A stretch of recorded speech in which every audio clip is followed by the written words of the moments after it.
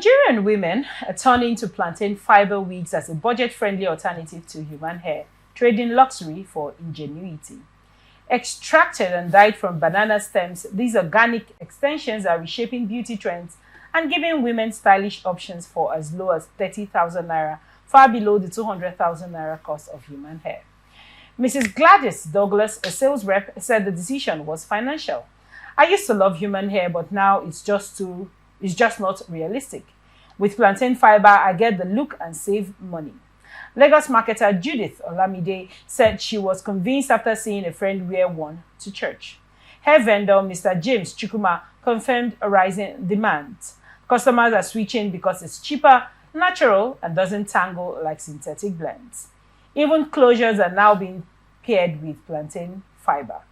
He said, pointing to shifting consumer preferences in Nigerian beauty markets. However, health experts warn of hidden risks.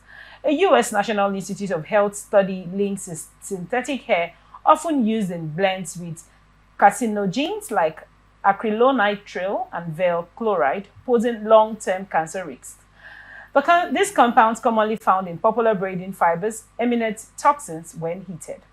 With African women making up the largest consumer base in the hair industry, projected to surpass $19 billion by 2028, experts urge caution. They stress moderation and education on what goes onto the scalp, especially for wigs and braids worn for extended periods.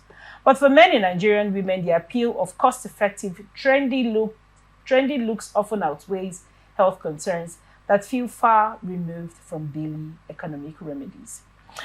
Well, this particular report, first, I want to get your thoughts on this report. Then, I want to get your thoughts as regards this switch from, buying the human hair to plant. Do you think it stems from, do you think it's a good development, or do you think it's something we should be worried about?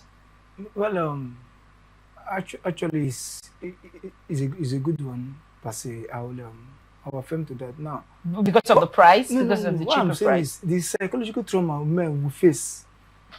Because we are the one, we are on the receiving side, part of Why are you on the receiving side? You don't wear hair? We don't wear hair, but we pay for the hair.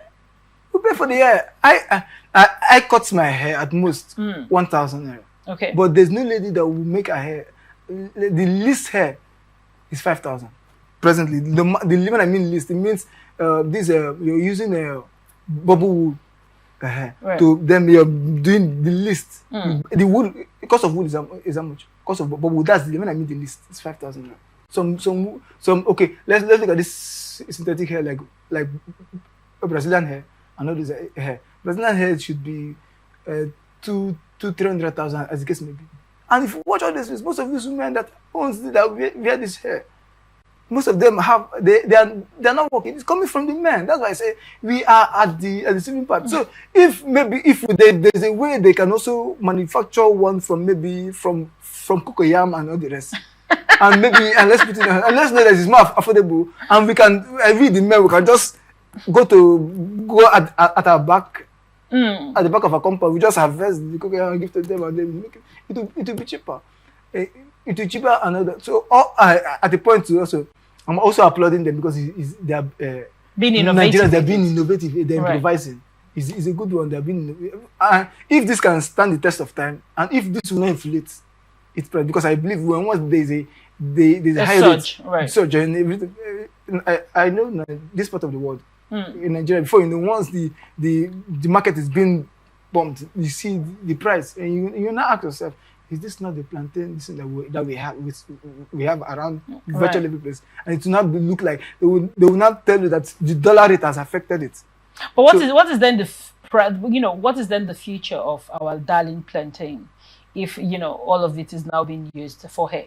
My happiness that they've not gone to just the plantain, but it is not the content inside. So we'll still have the content, the plantain itself. If it becomes big business, you need more plantains. They will use the stock now. So while the stock is still upcoming, we will not let them know that it should be a very ripe, matured one. So there's no point that you think this is going to pose a problem. Once they cut the plantain down, cut it off, we'll take it's called what we use for eating. Right. Then they will take the stem and use it. So it will help us, because most of the times we call this and we'll find out where do we throw this away. So the ladies will start taking from us and go. So it will help us, and that will be, the cost will not even be more, because I may just cut like 50 plantains and I'll just call my maybe wife or girlfriend, or call my neighbors around that have wives. Say, please come and take for your wives and give to them. So it will not pose stress at all. Right. You just share it around, and people will just see you as what, Father Christmas, you're doing that and all that. So it will be place considering the cost of Brazilian hair. No, wait, I heard you talk about the cost of Brazilian hair earlier, and I wanted to, point something out to you. The price of this, human hair, as we call it, is high because you use it for a longer term. Imagine buying hairs for 40,000, and it goes bad after a while.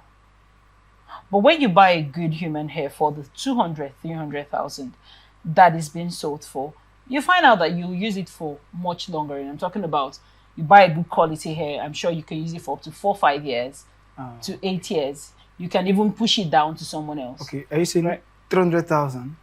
Should I tell you that normal barbing and shaving of hair, right? Normal barbing. Are you advocating that women should start shaving their hair? Is on one part. I'm coming to that aspect. But beauty is important. Do you like my hair? I admire your hair.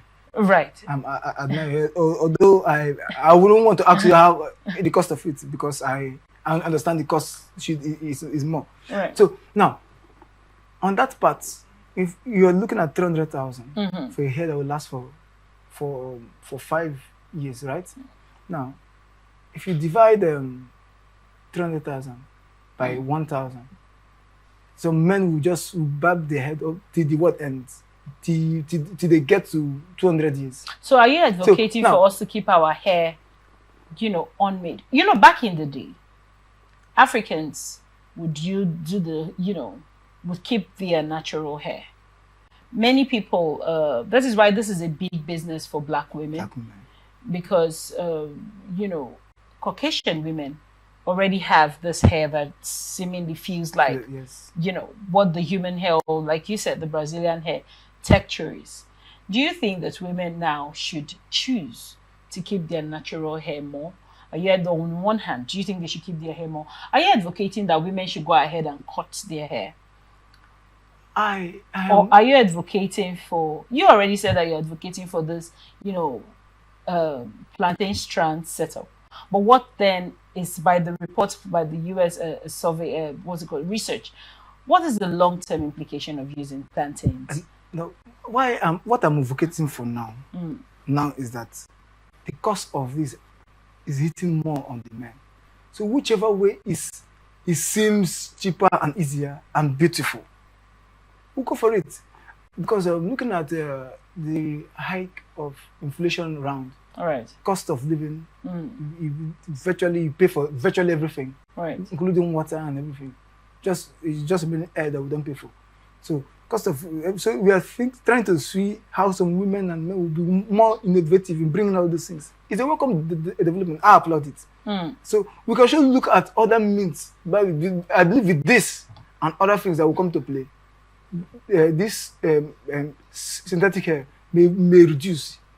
The cost of human hair will reduce. The human hair, yes, will reduce, because once almost everybody are going for this. For those human hair that has been sold for 10,000, may end up being sold for 30,000, and as the case may be. So it is giving out. It is a leverage point for everybody to be innovative, to be industrial. So we should think beyond the box, right, and think on how we can all these things can put in place. So it's a good one.